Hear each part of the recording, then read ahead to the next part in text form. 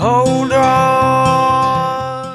Vygotsky was born in 1896 in Orsha and then grew up in Gomel in a prosperous Jewish family. His higher education was at Moscow University, where he studied medicine and later law. In addition, he studied in an independent university, majoring in philosophy and history. After working as a school teacher, and then as an instructor in a teacher training college, Vygotsky turned to psychology. His career as a psychologist spanned just 10 years when he died of tuberculosis in 1934. Be clear. Don't pay no mind to the demons, they fill you with fear. Vygotsky's theories differs from that of Piaget in a number of important ways. Vygotsky places more emphasis on culture affecting and shaping cognitive development. Vygotsky places considerably more emphasis on social factors contributing to cognitive development. Vygotsky also places more emphasis on the role of language in cognitive development. Vygotsky describes something known as the zone of proximal development, or the ZPD, which is a key feature of his theory. There are two levels of attainment for the ZPD. The first level is the present level of development. This describes what the child is capable of doing without any help from others. The second level is the potential level of development. This means what the child could potentially be capable of with help from other people. The gap between level 1 and 2, the present and potential development, is what Vygotsky described as the zone of proximal development, or the ZPD. He believed that through help from others who are more knowledgeable, the child can potentially gain knowledge already held by them. However, the knowledge must be appropriate for the child's level of comprehension. Anything that is too complicated for the child to learn that isn't in their ZPD cannot be learned at all until there is a shift in the ZPD. When a child does attain their potential, this shift occurs and the child can continue learning more complex, higher level material. 'Cause I'm gonna make this place your home.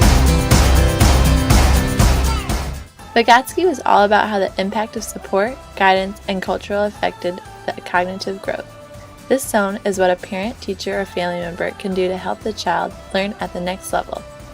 This picture demonstrates how the person teaching the child gives the child the means they need to reach further than he could on his own. Another important feature in his theory is scaffolding. When an adult helps a child, they will adjust the amount of help they give depending on the progress of the child. A good example of scaffolding is when a parent helps a child learn to ride a bike. The parent slowly lets go as the child corrects his or her ability to stay balanced and pedal at the same time. Another example of proximal development is from TLC's show Take Home Chef. In each episode, Chef Curtis Stone approaches a stranger in the grocery store. He asks him or her if he can go to their home and help them cook for someone significant in his or her life. Usually the person Chef Curtis approaches is someone who can't cook very well. So Chef Curtis is a skilled person and he helps the stranger prepare a delicious meal that they could do on their own in the future. This example also can be related to children. For example, when a child is learning how to count, in this picture it demonstrates a teacher helping a little boy count bears.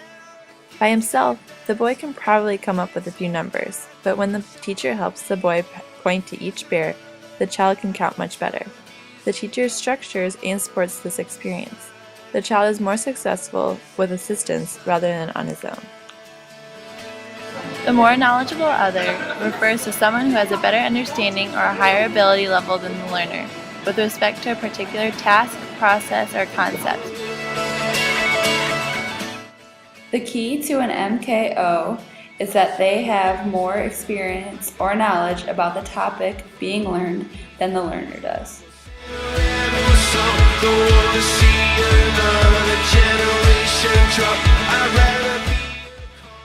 Many people assume that the MKO is just a teacher or an older adult, but this is not true. An MKO can be the child's peers or an adult's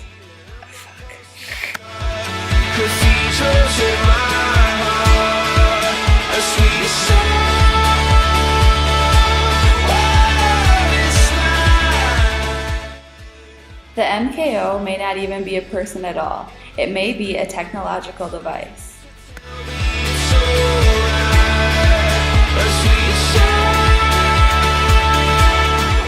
Vygotsky stressed the importance of representational play from early child make-believe to playing outside in middle school. Play is healthy for brain development, he said.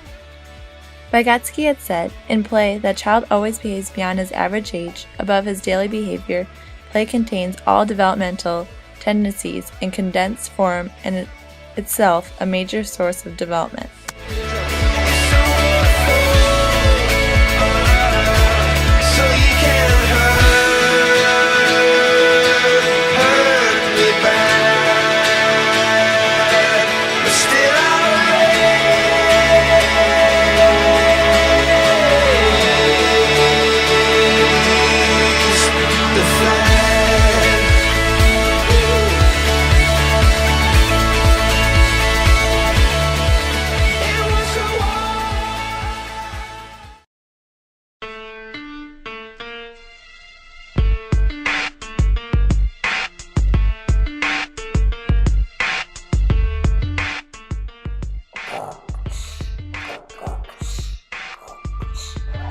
We got something to say, So listen to us today.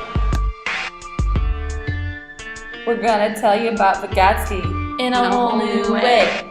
He was born in Orsha, raised in Gomel. That's in Russia, in case you couldn't tell.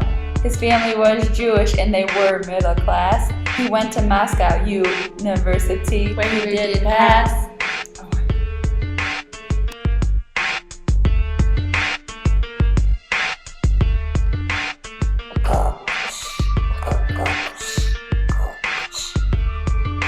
He studied medicine and he was quite smart. He even found a woman who had a big heart. Her name was Rosa and they had a child. From there, his life got real wild.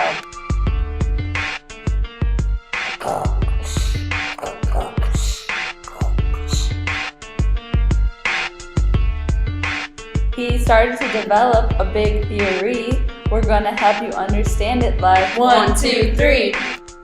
The more knowledgeable other is the MKO. We're gonna explain to you how this goes. Children can learn from people like their teacher, mother, sister, brother. The MKO also includes lots of us.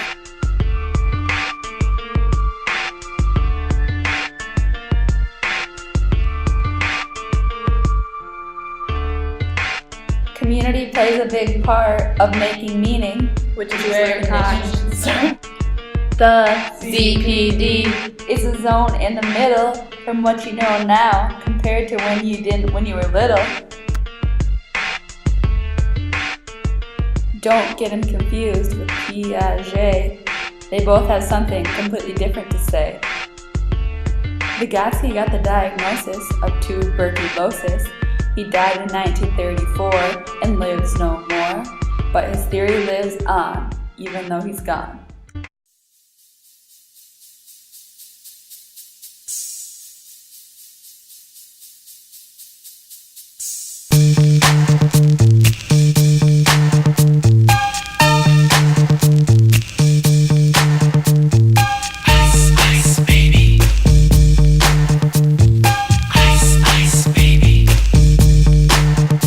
Alright, stop. Check out the hook. Alright, stop. Alright, stop. Alright, stop.